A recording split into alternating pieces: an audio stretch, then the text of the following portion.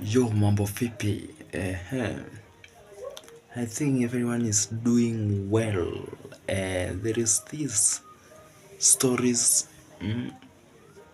that when we tukiingia online hivi, stories za kwanza, huyo ameua huyo, watu wawili wamepatikana wameuawa, mtu ameua demu yake, mtu ameua bibi yake, mtu ameua watoto wake. Chusi kuna jamaa fulani alifunga harusi vizuri with her partner, at the evening wakapatikana, yani wamekufa wote. Nobody knows the problem of that.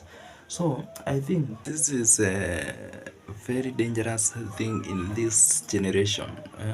You know, it is the time now to come to admit that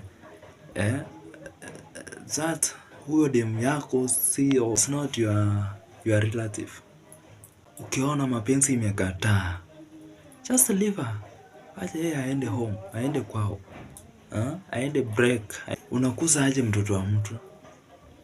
No, in some relationship we have disagreement, lazima kuna makosa fulani hivi,